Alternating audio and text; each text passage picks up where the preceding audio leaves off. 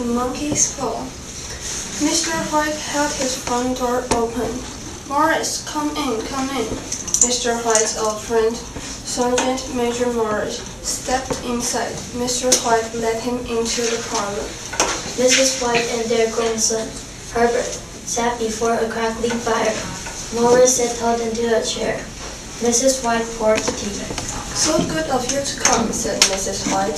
Thank you for inviting me. Morris looked around the parlor. It's so warm here, so safe. I can almost forget that the mysterious struggles of India lurk right outside this house.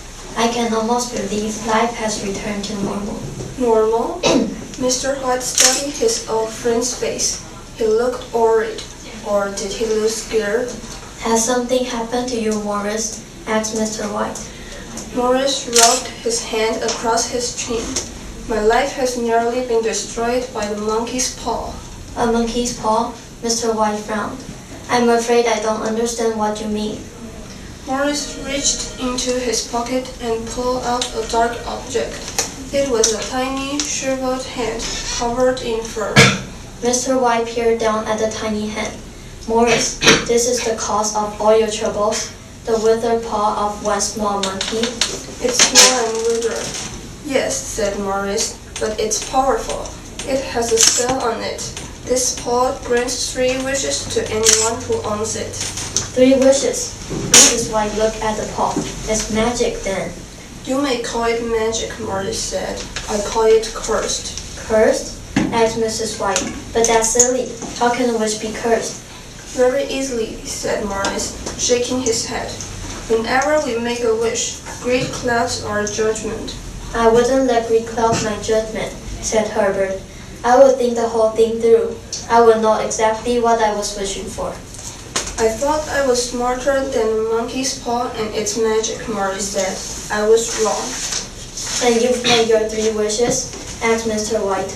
I had, said Morris, and if I had a 4th wish, I'd use it now. I wish with all my heart I'd never seen this paw. It's terrible, I tell you.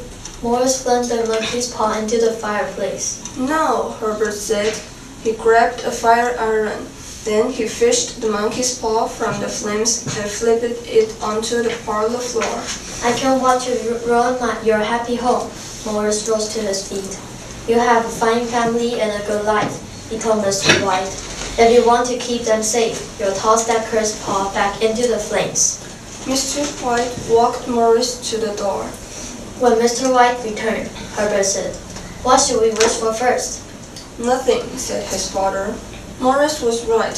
I live in a fine house with my family I love. I have nothing to wish for.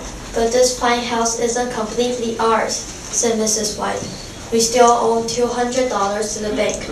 Wouldn't our good life and fine family be that much better without debt hanging over our heads? Think how happy you'd be to hand $200 to the banker, Papa, said Herbert. I don't know, Mr. White said. It would be nice to own this house. Mr. White stared at the monkey's paw. Then he took a deep breath. I wish for $200.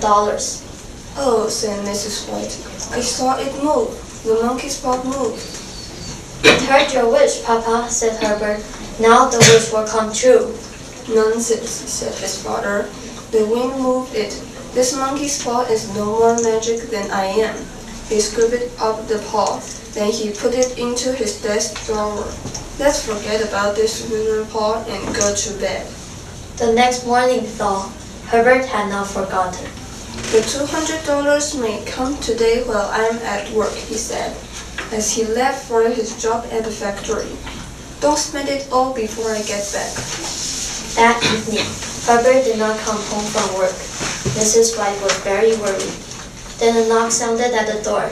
Mrs. White opened the door. A man from Herbert's factory stepped into the hall. There's been an accident, the man told Mr. and Mrs. White. Herbert was caught in the machinery at the factory. We couldn't save him. Mr. White stared at the man. Herbert is dead? The man nodded. We hope this will help ease your suffering a bit. He handed Mrs. White an envelope. Mrs. White's hand trembled as she opened it. Oh no! She flung the envelope to the floor. The packet from Herbert's factory contained $200. Where is the paw? Mrs. White went into the parlor. I put it away, Mr. White said. It can do no more harm. But we have 2 more wishes, said Mrs. White. We can wish him back. We can have our sweet Herbert back. Do you really think that's wise? Said Mr. White. After what just happened, do you believe anything good can come from our wishes? Don't you want your son back? Asked Mrs. White. Of course I do, said Mr. White. He unlocked his desk drawer and pulled out the monkey's paw. He closed his eyes. I wish for my son, he said. I wish my son Herbert would come back. Thunder cracked outside the window. It hurt you, whispered Mrs. White. Our Herbert will come home. Mr. and Mrs. White heard footsteps outside. Herbert, said Mrs. White, and not the sound of his walk anywhere. She raced through the hall and flung open the front door. The tall figure stumbled towards her down the road. Herbert, she said.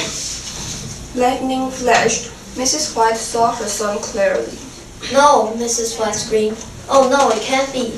She stared at the figure in the room. It was Herbert, but not Herbert as he had been that morning. Mrs. White slammed the door. Mr. and Mrs. White heard Herbert's uneven steps. They heard his knocks on the door. Thump, thump, thump. What have we done? Mrs. White slumped to the floor. Thump, thump, thump. We have 1 wish left, said Mr. White. I wish... Thump, thump, thump. I wish my son was dead, said Mr. White. The banging stopped. Mrs. White crept to the window and looked out. He's gone, she whispered. Our son is gone. And so are our wishes. Mr. White stared at the shriveled pot in his hands, along with our happy life. He staggered into the parlor and threw the monkey's paw into the fire. And this time, Herbert was not there to pull it out.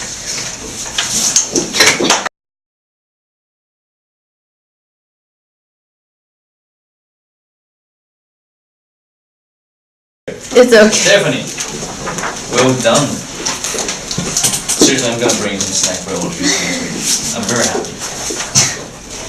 Thank you very much. Certificate. Thanks, Stephanie. And Michelle. Thank you very much. Well done, guys. I'm present. I don't know what's inside. All of you have to take